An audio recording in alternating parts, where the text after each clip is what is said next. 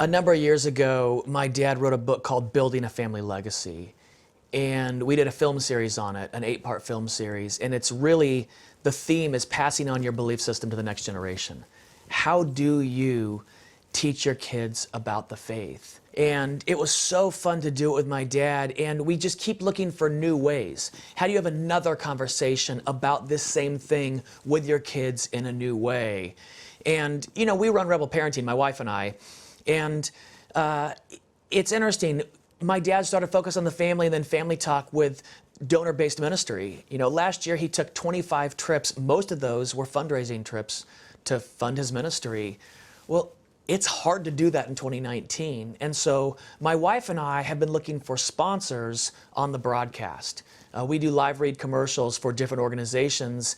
And about a year ago, an organization came to us called Rev Media, and they were animating Pilgrims Progress. Now, Pilgrims Progress is the second best-selling book in history. Number 1 is the Bible. Number 2 is Pilgrims Progress. I think it was written, it was over 100 years ago this book was written. It's been published more than any other book, bar the Bible, in history, and they're going to animate it. And they said, we really want to sponsor the program, and we want you to promote the movie.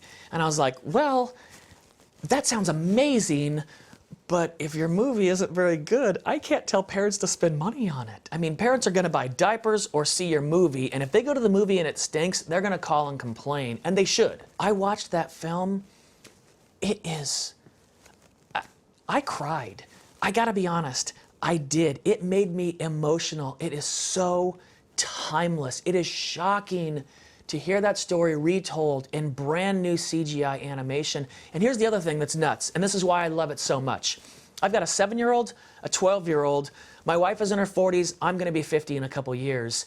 Every single one of us not only loved it, we got something totally different out of it. You've got Christian Pilgrim that wakes up with this burden on his back that only he can see, and it's weighing him down. And there's this journal he finds that preaches of a hope in the celestial kingdom, that where the burden can be lifted, and he longs for his burden to be lifted. And I'm watching this as a parent, and I've got this, I get goosebumps. I have so much anxiety about, how do I teach my kids about Jesus? Like, we're going to spend eternity somewhere. Where will they be? My dad had the exact same anxiety when he had his heart attack. I'll never forget being in his hospital room, and he's got sensors and wires and EKGs and beeps and all this stuff going off. And he said, Ryan, if I...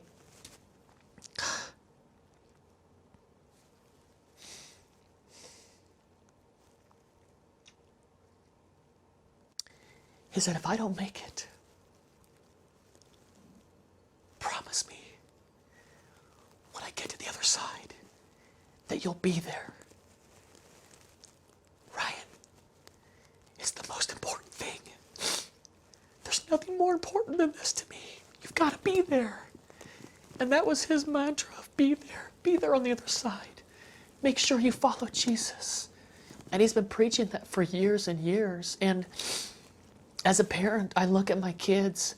I mean, it was just yesterday that my son was this tiny little preemie who was colicky, and he screamed all night and all day, and we couldn't console him. And the other day, he walked out of his room, and he's this huge little boy. I mean, he's over 5 feet tall, and he's 12 years old, and I just thought, where did the years go? I'm like, you're huge. You grew up on me. And I would die if I couldn't pass my faith on to him. And I was so thrilled at watching Pilgrim's Progress with my family and having my little 7-year-old baby girl ask about the celestial kingdom and ask about patience versus passion and legalism and all the themes that it brings up. And have my son have completely different things he wants to talk about, and how we can watch it throughout our lives. I mean, I'm almost 50. It still impacts me. Of not taking the easy way out, not taking shortcuts, not looking for the green pasture. I mean, I know you guys talk about couples that struggle and the real stories of their lives. My wife went through a horrendous cancer surgery a year ago. We went through a 1.5 years of chemo and then this awful surgery, and she had 150 stitches in her mouth and facial reconstructive surgery. And I gotta tell you, it's the worst.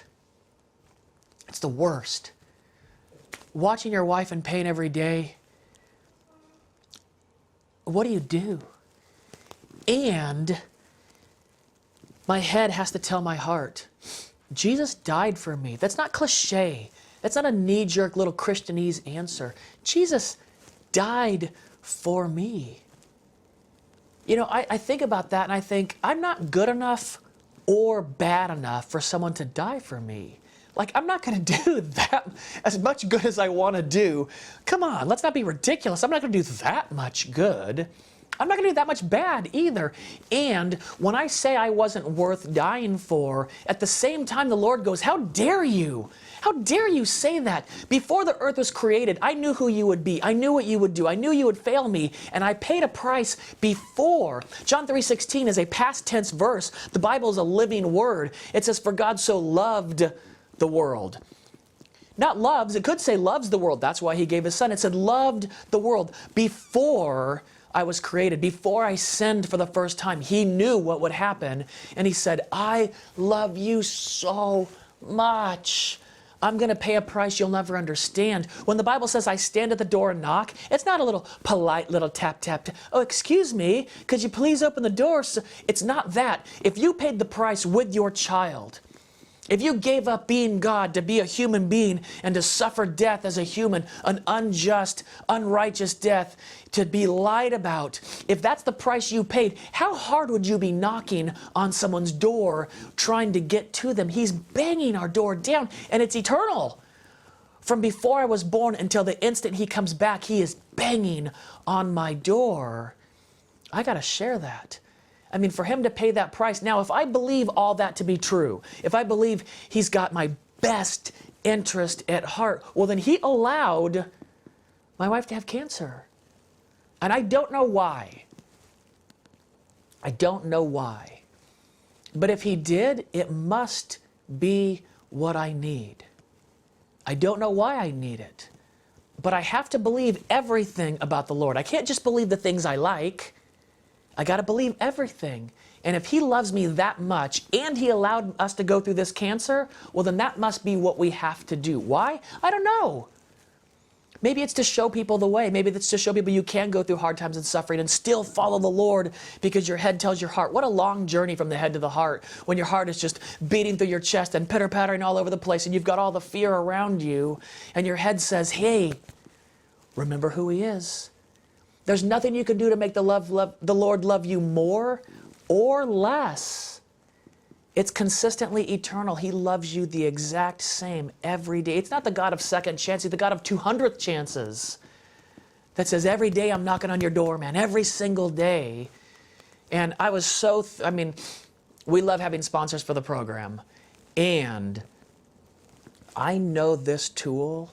It's so entertaining. The animation is so great. The voiceover artists, oh my goodness, Kristen Getty, the singer, is in it. She's so beautiful in life and she's so beautiful in the film. And you can hear her Irish voice coming through in it. And I am so overjoyed knowing that parents can watch this with their kids and they can go, what do you think about this? What do you think the celestial kingdom is going to be like? What would it be like to give up everything? You know, when they're going through Vanity Fair and the two men traveling together, one of them dies. You know, we're going through cancer. People are like, oh, it's going to work out. Maybe, but maybe not. Don't promise me something you can't. But if not, it's still, the Lord is still with me every step of the way. He's never going to forsake me. He'll never fail me. And man, sharing that with people, it is the highest honor. I mean, this is my job. Who would have thought? I have the greatest job in the world, telling parents and couples that Jesus is the center of a better marriage and a better parenting. Oh, I'm so thrilled. I resonate with Kristen Pilgrim so much. I know everybody does. That's what it's meant to be. It's meant to be who we are in the film. And I've seen the film so many times now, and it's very interesting. You know, my wife was in remission when I saw it for the first time, and then we went through cancer with it. And I remember early on when he's climbing the mountain of legalism, My goodness. I mean, I was raised in such a traditional, quote unquote, legalistic church, and it was about following these rules. It was if you can just follow enough rules, if you can just be enough regulated, if you can just control enough, well, then you'll feel grace. And you never do. You just never do. In the middle of chemo, the swamp of despair, I never thought I'd get out of it. I never thought I'd make it out of despair. I wanted to wake up with joy in the morning, and I would wake up just so sad. And getting through that. And in the middle of that, I remember watching, and the segments would come out, and they would send me new pieces. Choosing the hard road, it's what it's about. I mean, faith, hard work, responsibility, it is the meaning of life. The more responsibility I take on, the better my life gets, the better it gets for the people around me. The harder I work, the better my life gets, the better it gets for those around me. And having all of those things, having, his friends come, obstinance, and I'm going to draw a blank on the other guy. I can't believe I'm doing that. But having those people in your life, those toxic people, the ones that are questioning your faith, the ones saying, look, there's an easier way over here, and why don't you take that shortcut over there? And isn't the grass greener on the other side of the fence? I mean, those people are in our lives every day. But when you know the Lord has set you on a path, when you know that burden is one you have to carry, you do it. My dad would tell me it's never wrong to do right, and it's never right to do wrong. And it sounds, like this funny little thing to say, and yet when you're going through situations in life and you go, I got to do the right thing. I got to do it. I mean, this movie is so relatable in so many different ways. And that's why it's why it's been around for hundreds of years, because you can go back and read it again and go, oh, where am I at now? Am I stuck in legalism? Am I trying to follow these rules? Am I trying to make sense of the world around me? Or am I taking the easy way out? Am I cutting corners in my marriage? Am I letting my wife shoulder the burden for me? Or am I carrying it myself? I mean, it is, everything about it's brilliant. In closing, I mean, my goodness, thank you for this opportunity. I love sharing about what we do at Rebel Parenting. You can find us on iTunes, SoundCloud, Spotify, rebelparenting.org. Pilgrims.movie is the website for the film. And I hope everyone sees it. And when you do, write us at Rebel Parenting. Tell us what you like. Tell us what you resonate with. And if there's anything we can do to help your marriage or to help your parenting get better, please call on us. I want to thank Pilgrims Progress so much for taking a risk and sponsoring our show and allowing us to do this. Allowing us to minister to families is the greatest joy that I have. And I thank them so much, not just for sponsoring us, but for giving us one of the best tools to share our faith with our kids and the next generation.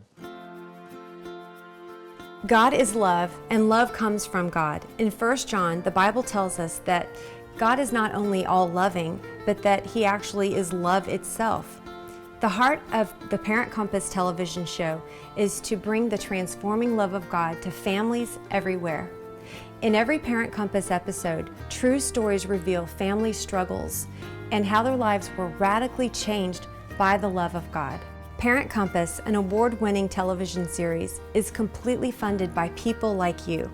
If you have been touched by God and you want to share God's love to others, would you please pass it on? Jesus tells us to go into all the world and to tell about Him.